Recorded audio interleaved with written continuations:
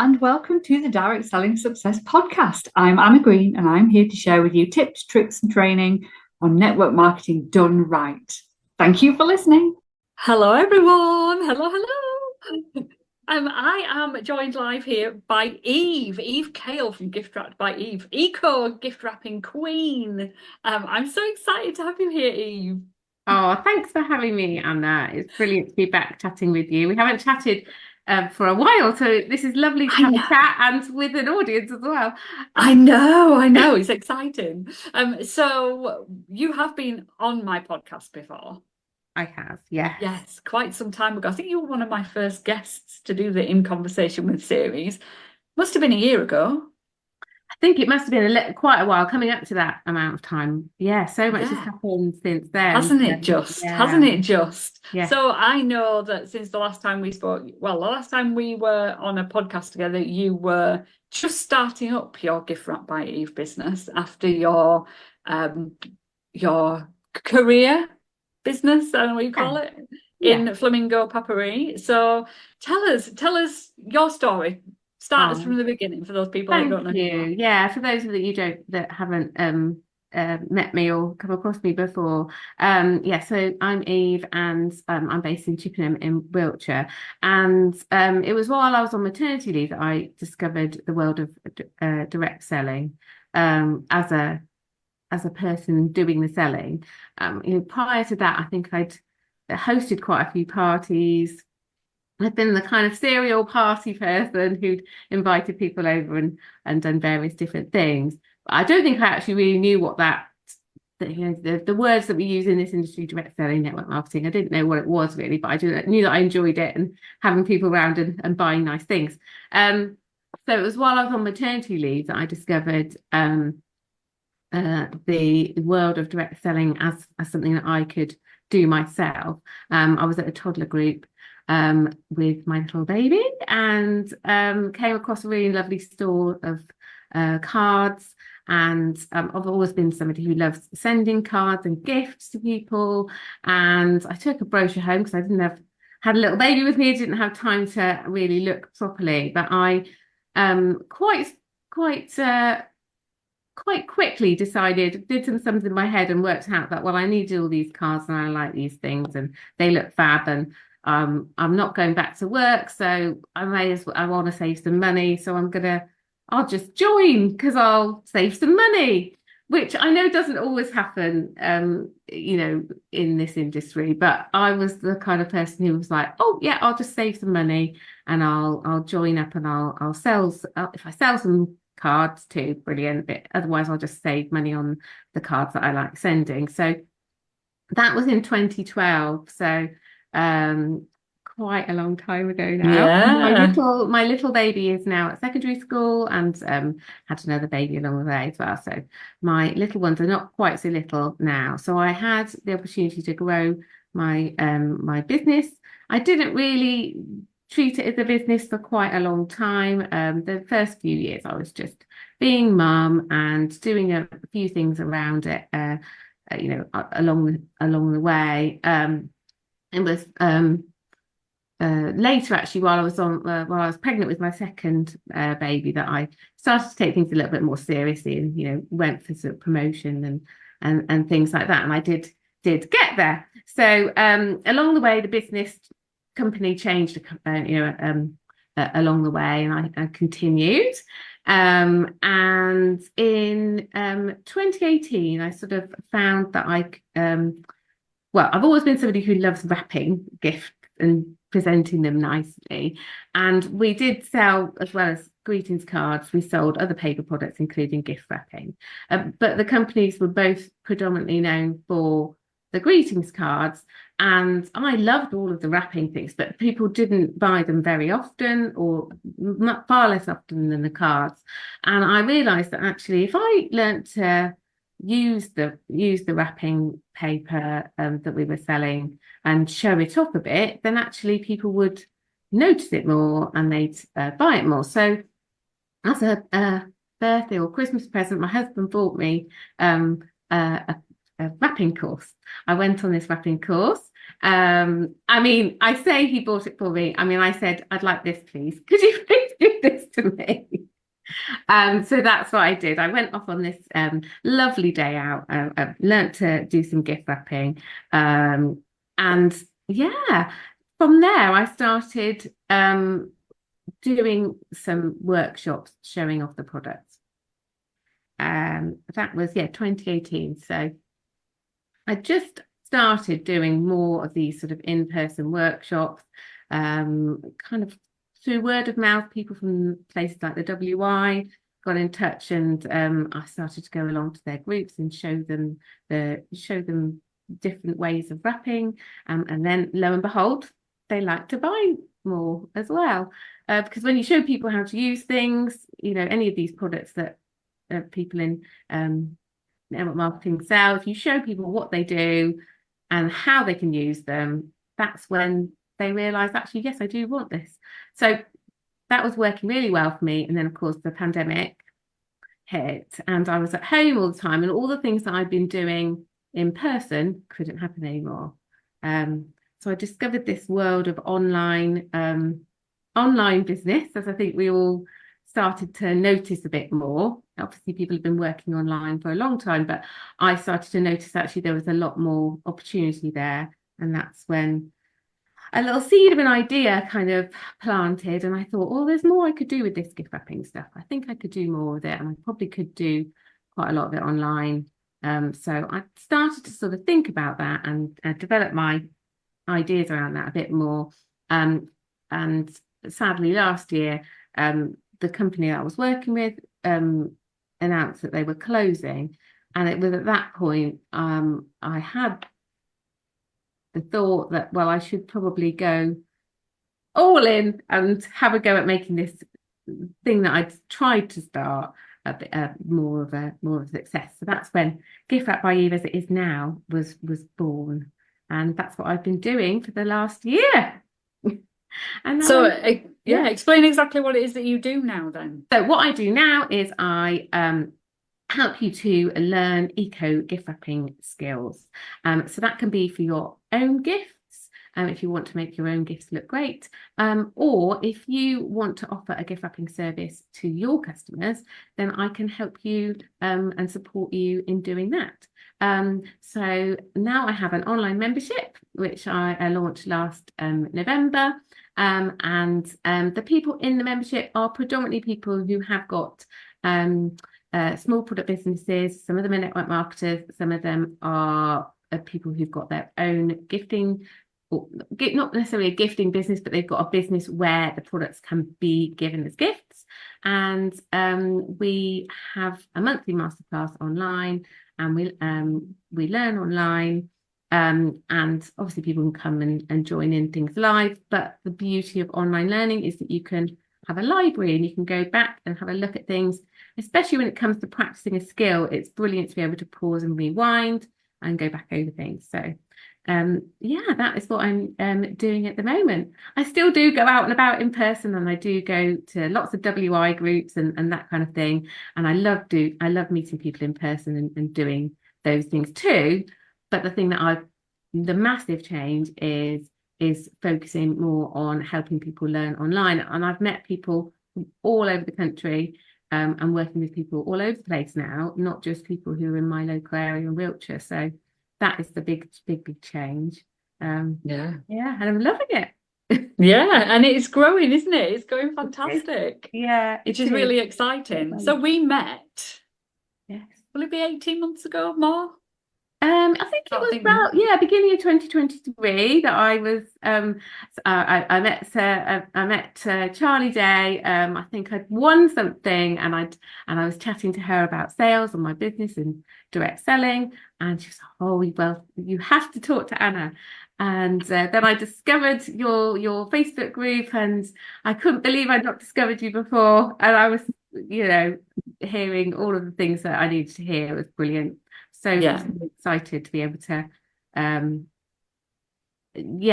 meet somebody who has got so much industry experience, and then also meet lots of people in network marketing that weren't necessarily from the company that I was with. So that was really interesting too.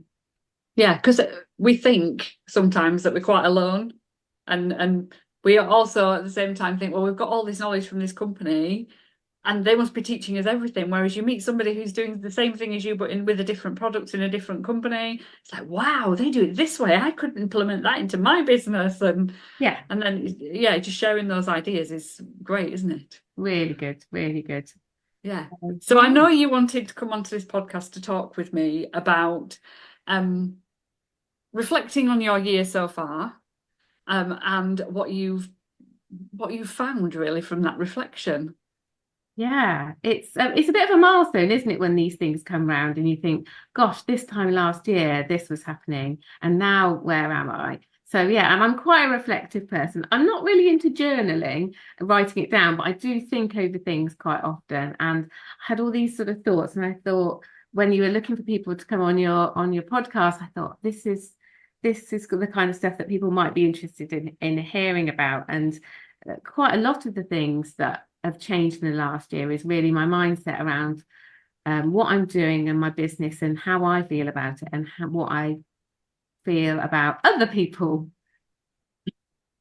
thinking about it, because I'm definitely somebody who thinks about what other people might think about what I'm doing or not. Rightly or wrongly, that is definitely something. And I definitely am somebody who's suffered from imposter syndrome as a self-employed person. And this time last year, I was far less confident than I am about what my purpose and mission is in what I'm doing. I've got much more of a clear idea about what I'm focusing on, and that has given me confidence to do the things that I need to do to help me grow my business.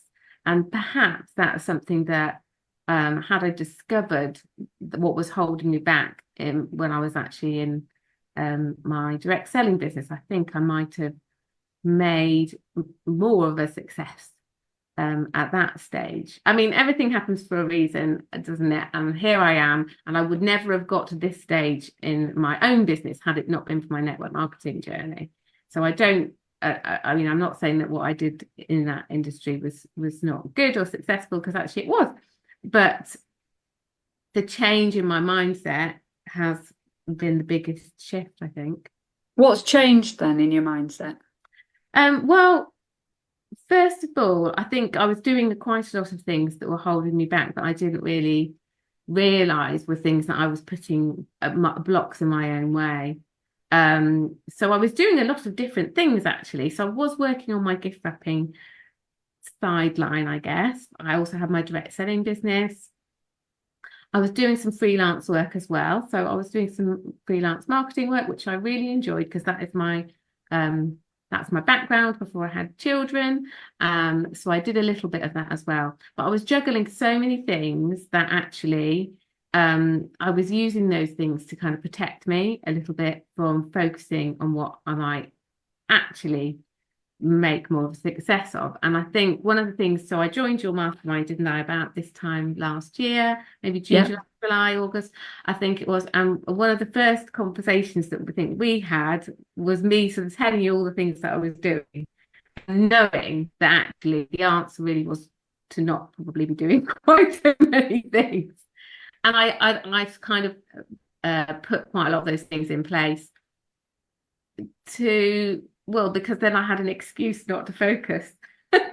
Yeah. If anybody else resonate with that, I'd be really interested to hear, because if you've got all of these things and you say, well, I haven't got time to do more on this, then you can't fail, can you? Because you haven't had time. So it's not your fault then. It's not my fault. All these other things to do. Therefore, actually, I can't make a success of this, but I also can't build it any bigger. But I'm not going to fail, so it's all right. Yeah, absolutely. So I let go of quite a few things so that I could focus, and that meant that I had a really much clearer idea about who my ideal customer was. That meant once you've got that in place, it just makes everything else so much easier. So it's easier to be consistent with the things that you talk about, Anna, like about your social media and your marketing and the things that you need to do to show up. It's much easier to do that if you've got a real clear purpose in your mind and you're really able to then articulate what you're doing clearly to other people too, to your ideal client, yes, but also to your family, friends. Not that is the thing that matters the most, but personally, I do like other people. I do value other people thinking what I'm doing is a good thing. So if you could explain to them more easily and clearly, then you've got them behind you as well, and that certainly helped me then feel confident about what I'm doing. It works the other way around as well, though, doesn't it? Because when you feel confident about what you're doing, you're then more confident about telling them that it's a good thing. I remember all my family saying, "Are you still selling that thing? Is it really working? Still selling that thing?" And one person would say that, so you'd be worried then about saying, "Well, I'm only selling that thing, so that I mustn't be doing very well, or it mustn't be a good thing to talk about." So you would then say, "Oh, I'm just selling this. Yeah, I just do this, or I've got this little hobby thing that I do." Yeah. And you not belittle it. What's the word? You just kind of make well, it smaller. I think it is that, and I think I spent an awful long time in the early years saying just far You just too sell many cards. times. Yeah. Far too many times. And if my advice to anybody who's just starting out is to not do that.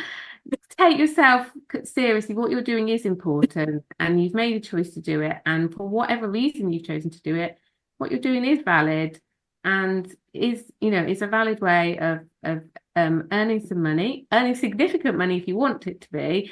And there's nothing wrong with that. And I spent an awful lot of time worrying about what the people thought, and that is, I feel quite sad now for my past self that I spent all that time thinking about that, when I could have been using that time much more productively, if my mind had been in a different place. So we do hold ourselves back sometimes. We do massively hold ourselves back, and I think we all do it in some way, shape, or form, don't we?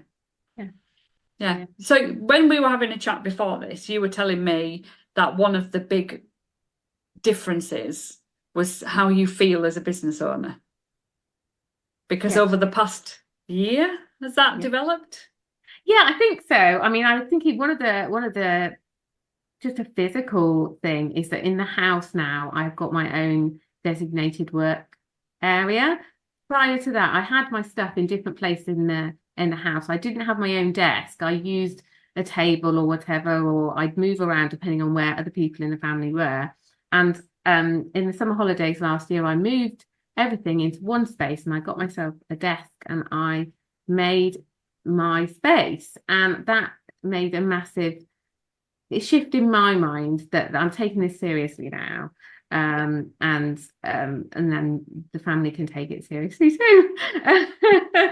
So I do think that sometimes you have to, that was part of my, sometimes we talk about putting our armor on before we go and do something. So to make myself feel more confident, I gave myself a physical space that was, what I would deem to be a proper business owner's space. And it's making those small changes. Oh, the other thing I did was have some photographs taken. Yeah, they're beautiful photographs. Thank you. And do you know what? It was very good value. She did an amazing job in a really short space of time. I think it was about half an hour, the shoot. But they have been so brilliant because, first of all, I've got great photos to use in my content, but also just made me feel great, made me feel confident, made me feel official. Yeah, it's like having your own colours for your branding or your own logo or something like that, isn't it? And I know in direct sales you don't really need that quite the same. Yeah. But something that makes you feel like you're a business owner, whatever that might be, can massively change how you perceive what you're doing, especially when so many of us back in the day called it a side hustle, or I'm just doing that thing, or it's a little hobby, or it's something I do on the side, fit it around my kids. Yeah, and all of those things are valid, aren't they? Because the benefit of direct selling business is that it fits around other things, it's flexible, it's easy to start up. But sometimes we can then undo that strength by making it into, well, I mean, for a long time I thought, well, I'm not going to invest in myself or what I'm doing more because, well, it's just this thing. And the change made me reconsider that and, invest in things like photographs and, doing the mastermind. I did the mastermind for myself as much as for my business. But until that point, I'd never really spent that much money on what I was doing. And I think sometimes, like your new membership, which is just like £9, isn't it? That's a small investment to invest in yourself. And I think that if that had been around earlier on, I think it would have been just the kind of thing that I would have found really useful, just to give myself permission to take it seriously. Yeah, and I think that's the thing sometimes, isn't it? Giving yourself permission to say, well, actually, this is something valid that I am doing, and this is going to give me X, Y, Z in the future. So I am going to take it seriously, and I am going to treat it a bit more like a business because this is what I want, whether that's money or recognition or incentives or whatever it might be. Yes. Yeah. Yeah, because I was always the same. I never treated it like a business. I played.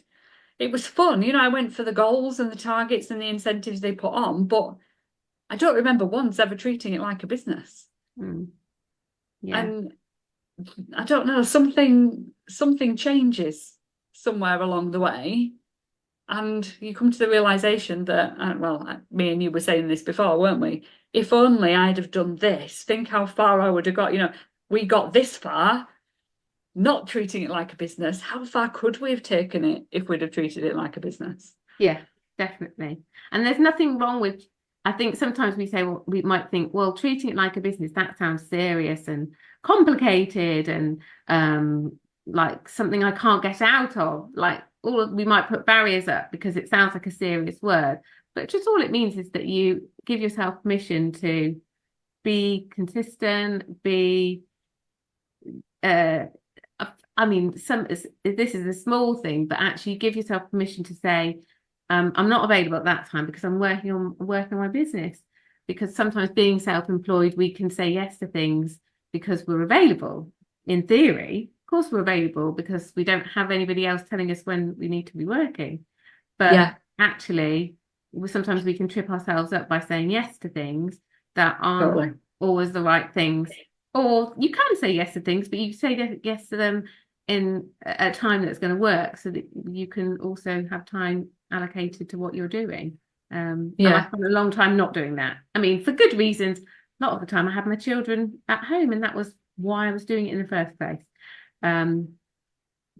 But as they've got older and they're out of the house more, then I have to be careful with what I say yes to, because I'm a reforming people pleaser, right? I don't think you're reforming. I think people pleasing is good. I think being a people pleaser gives you that empathy and that intuition and that likableness up to a point. It's when people pleasing goes too far without the boundaries that the issue lies. The boundaries. I see it as a strength rather than a weakness, totally. Yeah. But I totally get what you mean, because I have so many clients that come to me and say, well, I'm just not being successful with the direct selling.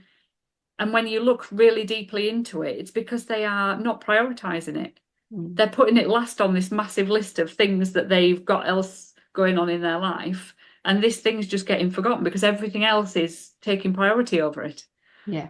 And if you want to make money from something, if you want to be a success at something, it can't be the last thing on the pile. Yeah. It can't be. Even if you don't treat it like a business and you treat it like a hobby, it still can't be. Yeah. Yeah. So looking ahead a year. Yeah. This time next year, where are you going to be? What's going to have changed? Well, I think I've really the last 6 months, I would say, have been where I've been most consistent. and I've got a much clearer idea about what a whole year at Giftwrapped by Eve looks like. And I think that's what's so nice, is that once you get into this, because now I don't have things to distract me. Well, I have plenty of things to distract me, but I've lessened that. And so I'll be going this time next year. I've been through another whole year of my online masterclasses, and hopefully a lot more people will have joined my membership, and I'll be helping a lot more people with adding gift wrapping as a service to what they already offer.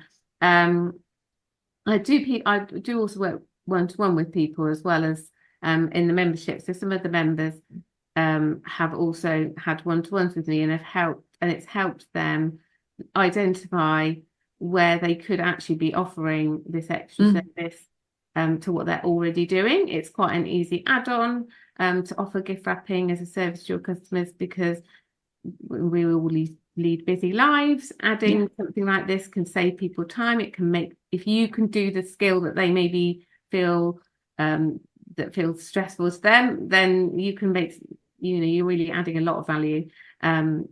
So hopefully I'm going to be helping a lot more people making their gifts look great, and also in an eco-friendly way. So my big value is about making it easy to be more eco-friendly. So looking at the kinds of materials that you're using, looking at whether you can actually reuse or repurpose things that you've already got.